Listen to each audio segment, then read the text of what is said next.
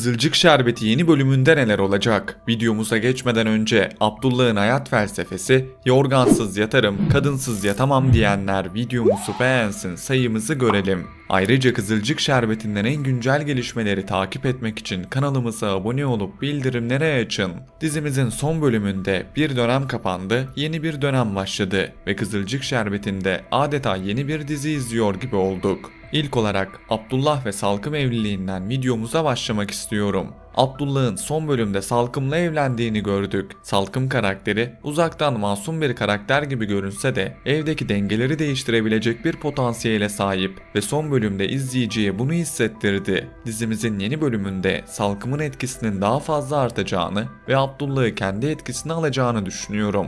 Abdullah asla akıllanmayan bir karakter. Başına neler geldi neler, hala evlenme derdinde. Videonun başında da söylediğim gibi adam yorgansız yatıyor ama kadınsız asla yatamıyor. Bakalım Abdullah ne zaman akıllanacak? Akıllandığında hayatında kimler kalacak, kimler gidecek? Bunu hep birlikte izleyip göreceğiz. Öte yandan Çimen'in yeni erkek arkadaşı Emir'in Salkım'ın oğlu olması dizimizdeki birçok dengeyi değiştirecek. Bu konunun şöyle bir önemi var. Biliyorsunuz ki Kıvılcım'la Ünal ailesinin arasındaki bağlar tamamen kopmuştu. Ve bu iki aileyi birbirine bağlayacak bir olay gerekiyordu. Bu olay Çimen'le Emir'in birlikteliği olacak. Ben Kıvılcım'ın bu aşka onay vermeyeceğini, ancak Çimen'in annesini dinlemeyeceğini ve Emir'le Çimen arasında bir birliktelik göreceğimizi düşünüyorum. Bu birliktelik tıpkı geçmişte Doğa Fatih aşkında olduğu gibi çok geçmeden ikilinin nikah masasına oturmasıyla sonuçlanacak ve Doğan'ın ayrılmasının ardından Doğa Fatih ilişkisinin yerini Çimen ve Emir ilişkisi alacak. Tabi burada izleyici tepkileri ve bu ilişkinin izleyicilere geçmesi gerekiyor.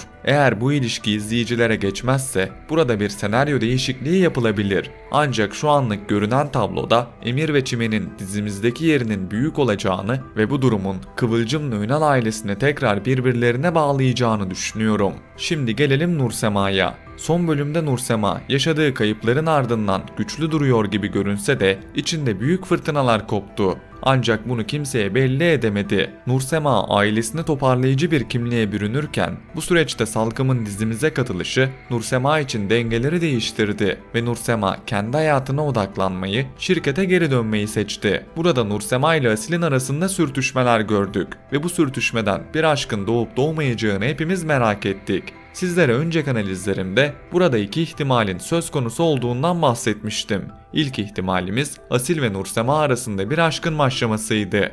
Ancak burada geri adım atıldı ve sizlere diğer bahsettiğim ihtimal gerçekleşti. Firaz'ın ayrılığının açıklanmasının ardından Nursema'ya gelecek partner konusunda Rüzgar isminin altını çizmiştim. Bunu hatırlayanlar olacaktır. Ve bugün çıkan Birsen Altuntaş'ın son haberine göre Rüzgar karakterini canlandıran Yiğit Kirazcı ile anlaşma sağlandı. Ve Rüzgar karakteri 117. bölümle beraber dizimize geri dönecek. Zaman zaman analizlerimizde yanılabiliyoruz. Ancak çoğunlukla yanılmadığımızı ve tahminlerimizin ne kadar da doğru olduğunu bu durum bizlere gösteriyor. Buradan senaristlerimize de selam olsun. Rüzgar karakteri 117. bölümde dahil olacak. Ona daha zaman var. Ancak kısaca bundan bahsedecek olursam, biliyorsunuz ki Rüzgar Nursema'yı terk etti. Tabi bu Rüzgar'ın isteğiyle gerçekleşen bir durum değildi. Nursema o buluşmaya gelmiş olsa Rüzgar'la Nursema dizimizden ayrılacaklardı. Ancak Nursema aile içi problemlerden dolayı Rüzgar'ı yalnız bıraktı ve Rüzgar Nursema'yı terk etti. Rüzgar'ın geri dönmesinin ardından Nursema'ya kendisini affettirme sürecini izleyeceğimizi ve bu süreçte ikilinin arasında güzel sahneler göreceğimizi düşünüyorum. Nursema Rüzgar sayesinde yeniden hayata dönecek ve Rüzgar'la Nursema arasında yaşanmayan sahneler bu sefer yaşanacak. İkilinin aşk dolu sahnelerini izleyeceğiz. Umarız Nursema bu sefer mutlu olur ve aradığı aşkı Rüzgar'da bulur. Ömer ve Kıvılcım son bölümde boşanmış, ardından Ömer kendi hayatına odaklanmıştı. Bu süreçte şirkete geri dönen Ömer önemli hamleler yapmış ve işine sıkı sıkı sarılmıştı. Aynı zamanda hapishanedeki dostu Hikmet'in de ricasını kırmamış ve Hikmet'in ailesinin peşine düşmüştü. Burada Ömer Tuncay ve Başak'la karşılaştı ve Tuncay ile Başak'ın garip hareketlerinden şüphelendi. Dizimizin yeni bölümünde Ömer'in bu ikilinin peşinde olacağını, bilhassa Tuncay'ın geçmişini araştıracağını düşünüyorum. Biliyorsunuz ki Tuncay Hikmet'in oğlu ve bu süreçte Ömer Tuncay'ın peşine düşecek. Ancak Tuncay karakteri de en az Ömer kadar zeki bir karakter ve Ömer tarafından takip edildiği olabildiğini anlayıp o da bu durumun peşine düşecek ve Ömer'le Tuncay'ın arasında çeşitli gerilimler yaşanacak. Ben yeni bölümle beraber Tuncay'ın hayatımıza daha da gireceğini ve Tuncay karakterinin dizimizde dengeleri değiştirecek bir karakter olacağını düşünüyorum. Bu süreçte Ömer ve Kıvılcım'ın ayrılığını düşündüğümüzde Tuncay ile Kıvılcım arasında bir ilişki görmemiz olası. Eğer Tuncay ile Kıvılcım arasında bir ilişki görürsek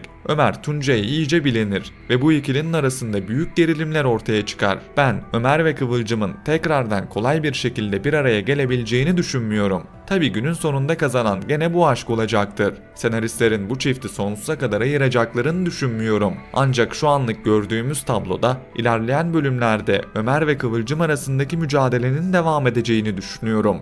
Bu ikilinin arasındaki ipler gerilebilir. Hem Kıvılcım hem de Ömer bu süreçte bambaşka insanlarla birlikte olabilir ve buradan doğan çatışma sahneleri izleyebiliriz. Son bölümde Fatih, Doğa'yı kaybetmenin acısını büyük ölçüde yaşadı ve ne yapacağını bilemedi. Fatih de tıpkı diğer aile fertleri gibi bu süreçte işine odaklandı ve işine sıkı sıkı sarıldı. Dizimizin yeni bölümünde Fatih'le Başak'ın tanışacağını ve bu tanışmanın nefesleri keseceğini düşünüyorum. Başak karakteri Doğan'ın yerine dizimize katılmış bir karakter ve çok geçmeden Fatih'le Başak'ın arasında bir aşkın başlayacağını ve bu aşkın tüm aileye sirayet edeceğini düşünüyorum. Biliyorsunuz ki Başak ve Tuncay kardeş ve Fatih'le Başak'ın birlikte olması Başak'ın Tuncay'la birlikte planlar yapmasına sebep olabilir. Ben Başak'ın çok da iyi bir karakter olacağını düşünmüyorum.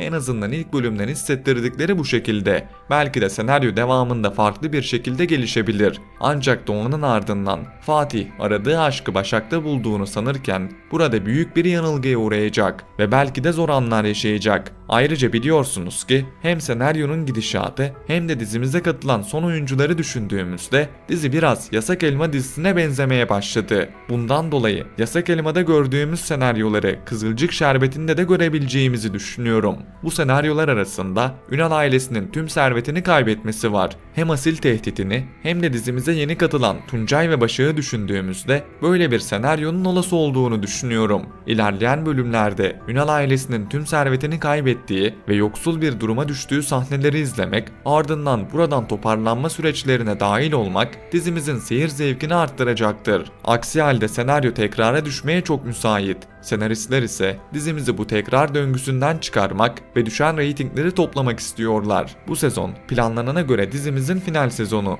Ancak final sezonu olsa bile reytinglerin düşüşü kabul edilemez. Dizimizin Haziran ayına kadar devam etmesi bekleniyor ve bu doğrultuda izleyeceğimiz daha uzun bölümler var. Bundan dolayı bu süreçte dizinin etkisini güçlendirecek, diziye seviye atlatacak hem senaryolar hem de oyuncular göreceğiz. Ve bahsettiğim Rüzgar karakteri de bunlardan. Geçtiğimiz sezon dizimiz tekrara düştüğü anlarda Firaz karakteri dizimize dahil olmuş ve Firaz'la Nursema arasında bir aşk görmüştük. Ve bir dönem dizimizi izleyen izleyiciler diziyi sadece Nursema ve Firaz çifti için izliyordu. Şimdi benzer durumu Rüzgar ve Nursema'da görebiliriz ve buradan da doğan güzel sahneler izleyebiliriz. Bu konu hakkında sizlerin düşüncelerini bekliyorum. Sizce Rüzgar'ın gelişi dizimize seviye atlatır mı? Yorumlar kısmında düşüncelerinizi bizlerle paylaşın.